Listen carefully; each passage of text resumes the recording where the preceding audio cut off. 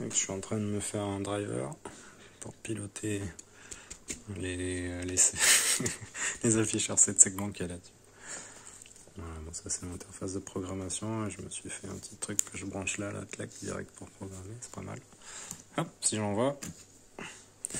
Voilà. Magnifique. Bon, c'est le code qui fait ça. Pour le moment, je voulais faire simple pour tester. Nickel. Je fais pas mal de boulot de rétro-ingénierie, hein. Il y a du taf. Et encore, il y en a beaucoup dans la tête que j'ai pas marqué, mais... Voilà. J'ai tout le circuit pour ce qui est des 4 afficheurs segments. Et puis l'histoire des 4 boutons aussi. J'ai eu un peu de mal à comprendre, mais en fait j'ai compris comment c'est branlé. Et je pense qu'il prend une entrée analogique. Parce qu'ils ont réussi à brancher 4 boutons sur deux pins. 2 boutons par pin. Il y en a quand le bouton de gauche là par exemple est allumé, enfin est appuyé, il envoie 0 volts. Et quand on appuie sur entrée, il envoie 3 volts sur ce pin là. Et bah l'inverse pour les 2 autres boutons. Et par défaut, il est à 1,65 entre les deux. Donc je regarderai comment implémenter ça dans le code, mais c'est rigolo. Voilà. Et ce que je disais au sujet des boutons, les 4 boutons qu'il y a là.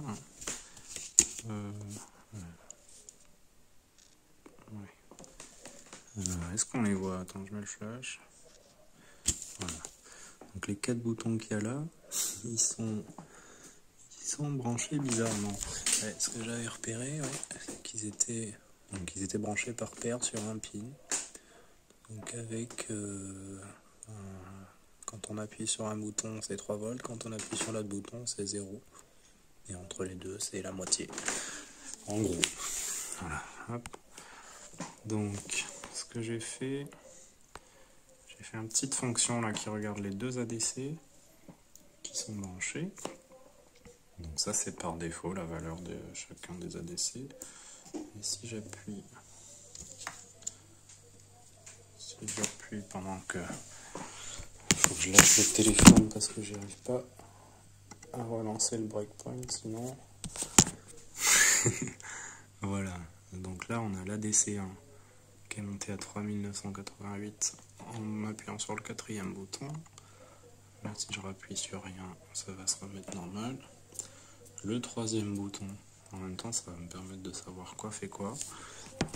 Le 3e bouton, hop, la DC2, ok 3900, et donc théoriquement, ensuite si j'appuie là, 2e bouton c'est la DC1 qui passe à 0, et la DC2 qui passera à 0 j'imagine, si... Putain, j'ai lancé le breakpoint avec le nez, magnifique. J'ai réussi. ADC2, ouais c'est bien ça.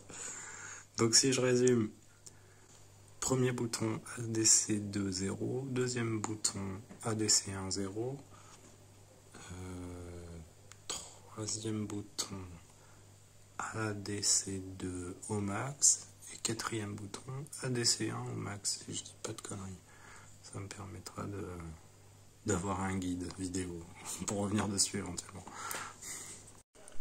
Voilà, je viens d'arriver à faire fonctionner les boutons, enfin fonctionner.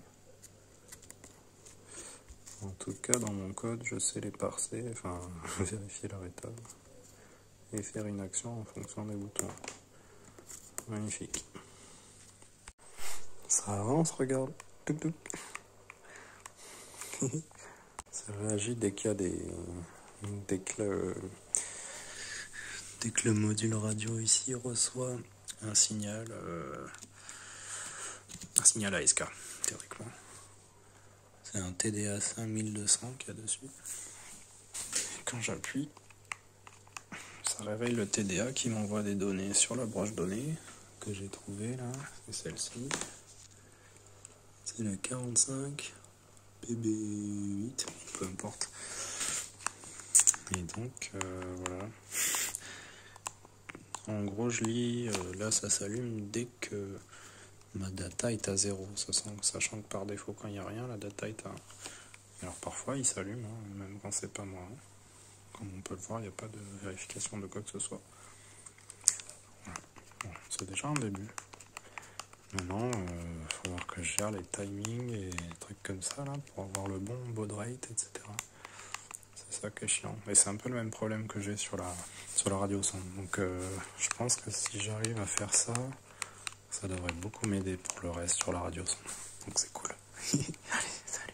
Alors j'avance encore un petit peu.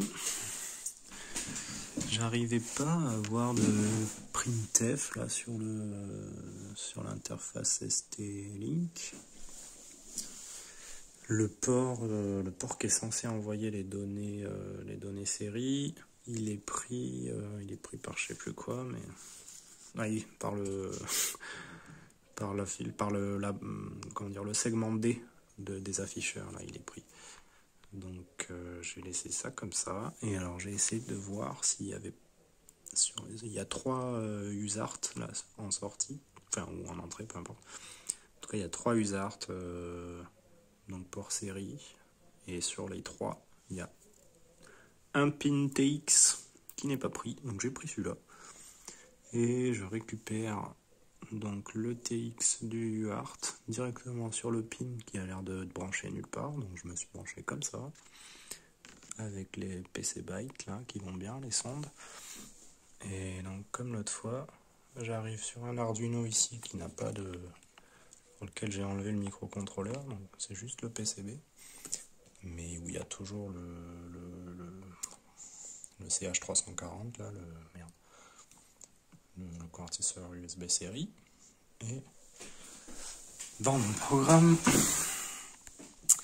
j'ai intégré un output là en printf qui dit Hello World. Quand j'appuie sur ce bouton, en même temps que il va afficher pendant 100 millièmes, il va afficher ce segment-là, et normalement il devrait afficher Hello World. Voilà, si je reste appuyé, il va l'envoyer toutes les 100 microsecondes. Donc ça fonctionne, je vais pouvoir, parce que ça sera plus facile pour débugger. Parce que là je suis à la partie décodage du signal. Et parsing, on va dire, des données série qui arrivent depuis le TDA 5200. Parce que j'arrive à vérifier l'état à n'importe quel moment, ça oui, mais pour avoir le baud rate, là, je crois que c'est du 4800. Je regardais à l'oscilloscope, c'est ce que ça semble être. Il y a un intervalle de 208 microsecondes pour un bit, ce que je semble avoir vu. Donc on va voir, on continue. Cela dit, on doit pouvoir le faire marcher à n'importe quel baud rate, a priori, puisque lui, il fait de la conversion à SK et il envoie la donnée. Mais il ne tient pas compte du baud rate, hein. Donc c'est l'STM32, lui, qui va, avec les timers, regarder au bon moment dans quel état est le pin, et faire en fonction de ça la conversion. Donc j'avance. Une fois que j'aurai réussi ça, je pense que, comme je disais, là, je vais réutiliser le timer, la fonction que j'aurai dans mon timer, et en faisant l'inverse, au lieu de RX, je le ferai TX en gros, quoi. Enfin bon, si j'arrive à bien le faire fonctionner dans ce sens-là, il n'y a pas de raison que j'arrive pas avec la sonde, avec la M20. En tout cas, je suis content d'avoir ma putain de sortie des bugs là qui sort. Bon, ça sort sur l'Arduino, sur un truc qui n'a rien à voir, c'est vrai que ça aurait pu être plus pratique. Mais bon, je vais pas me plaindre, ça marche, c'est ce que je voulais. Dans l'idéal, il faudrait que je m'achète soit que je le fabrique ou que je m'achète un convertisseur USB série avec sélection de 1,8 volts, 3 volts 3 et 5 volts, histoire d'être tranquille. Mais peut-être que je me le fabriquerai, on verra. Alors j'ai fait un petit for qui regarde une centaine de caractères un paquet de 200 caractères d'un coup. Donc quand je reçois des interférences, entre guillemets, ça fait n'importe quoi. Mais si je fais ça et que j'appuie sur mon bouton, on voit que c'est quasiment toujours la même chose qu'il reçoit. Donc ça c'est intéressant. Je suis vraiment pas loin de pouvoir checker que j'appuie bien sur un bouton et réagir en fonction. C'est cool. Allez, je continue. Et voilà à peu près ce que je voulais faire. Alors, là, j'appuie sur n'importe quel des 3 boutons. Ça marche. Enfin, ça fait comme d'habitude, mais ça ça réagit pas. Par contre, j'ai fait un petit truc magique. Si j'appuie sur le premier, clac, j'ai le relien qui s'est enclenché, on a entendu. Et si je rappuie, clac, il se recoupe. Clac, magnifique.